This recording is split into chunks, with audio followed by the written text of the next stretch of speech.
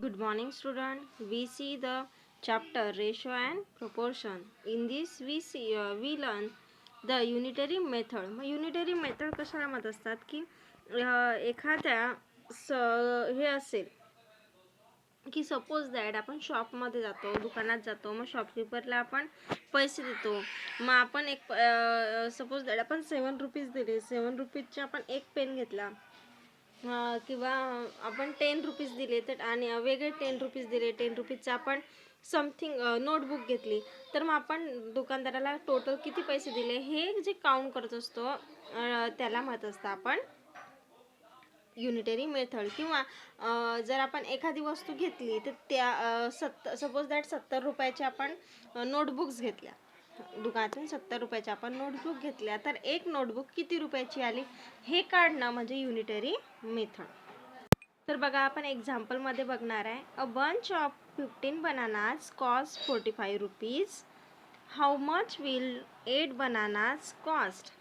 Bunch of banana म्हणजे हा जो बनानाचा बंच आहे हा 15 बनाना आहे याच्यामध्ये आणि हा 45 रुपयाचा आला, तर 8 बनाना किती रुपयाचे येतील? म्हणजे 15 केळी 45 रुपयाच्या आल्या, तर 8 केळी किती रुपयाच्या येतील हे आपल्याला काढायचं आहे. सो काय करणार आहे आपण? Consider cost of 1 banana. Cost of 1 banana कसा काढणार आहे आपण की 45 जे 15 म्हणजे एका बनानाची किंमत आपण आधी काढणार. तर म्हणजे आपल्याला फर्स्ट एक बनाना दिलेला आहे, 1 बनाना दिलेला आहे, 15 बनानाज दिले आपल्याला 45 रुपीजचे. मग एक बनाना काढण्यासाठी आपल्याला काय करावं लागेल? ह्या 45ला 15ने डिवाइड केलं की आपल्याला एका बनानाची किंमत निघेल. म्हणून therefore cost of 1 banana is equal to 45 divided by 15 is equal to 3 rupees. 15 4 3 जा 45 म्हणून 3 रुपीज या ठिकाणी आले. समजलं तुम्हाला? Therefore the cost of 8 bananas, मग जे एका रुपीजची जी किंमत आलेली आहे त्याला जेवढे आपल्याला जितक्या बनानाची किंमत काढायची तितक्याने मल्टिप्लाइड करायचे आलं, तितक्याची त्याची कॉस्ट होईल. Therefore 8 × 3 is equal to 24 rupees. 8 banana किती रुपयाचे होतील? 24 रुपीजचे. समजलं तुम्हाला? Do you understand student? Repeat again. बघा, अ बंच ऑफ 15 बनाना, 15 बनानाचा बंच होता 45 रुपयाचा. 8 बनाना किती रुपयाचे असतील? मग सुरुवातीला आपल्याला काय काढावं लागलं? एका बनानाची किंमत. एका बनानाची किंमत आपण काढली, ती आली आपली 3 रुपीज. मग नंतर आपण 8 बनानाची किंमत काढण्यासाठी काय केलं? 8 × एक बनानाची किंमत 3 इज इक्वल टू 24. समजलं? Don't forget. नेक्स्ट एक्झाम्पल बघणार आहे आपण. If a bunch of 10 flowers costs 25 rupees, how much will 4 flowers cost? Bunch of 10 flowers, 10 फ्लावरचा bunch 25 रुपयाचा आहे, तर 4 फ्लावरची किंमत किती? तर यामध्ये सुद्धा तसंच की आपण फर्स्ट ऑफ ऑल एका फ्लावरची किंमत काढणार. तर बघा या ठिकाणी काय केलेलं आहे आपण की cost of 10 flower is equal to 25.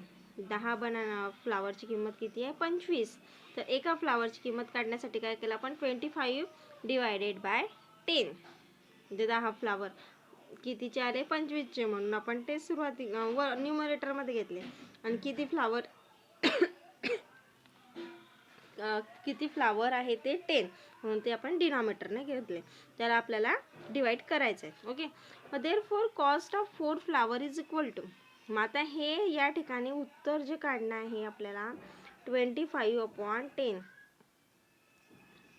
25/10 हे काढण्यासाठी आपल्याला बघा, हे जर आपण काढलं तर हे पॉईंटमध्ये येणार. म्हणून आपण काय केलं? आपण ॲज इट इज ते राहू दिलं आणि 4 फ्लावरची किंमत काढताना आपण काय केलं? 25/10 × 4 केला. ओके. 25/10 हे जर ॲज इट इज एक आणि इंटू हा 4 इकडच्या साईडला होता, तो इकडे आणला, त्याला मल्टिप्लाइड केला, तर काय उत्तर आलं? 25 × 4 किती होता? 100. 100 divided by 10 is equal to 10. म्हणून किती आलं उत्तर? 10. कसं आलं? 25 into 4 is equal to 100 upon 10 is equal to 10 rupees.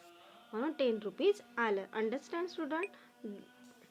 Okay, keep it your mind. Find the cost of one articles from that of money by division. जर आपल्याला cost काढायची असेल त्याच मनीमधून तर आपल्याला काय करावं लागतं त्या ठिकाणी? Division. Then find the cost of many articles from that one by multiplication. मग आपल्याला भरपूर काही कॉस्ट काढायच्या असेल एका आर्टिकल्समधून तर त्यावेळेस आपल्याला काय करायचं आहे? मल्टिप्लिकेशन. आणि this method of solving a problem is called unitary method. मग आपण या पद्धतीने सॉल्विंग करत असतो प्रॉब्लेम, तर त्याला म्हणत असतात unitary method. Understand? Don't forget, keep in your mind.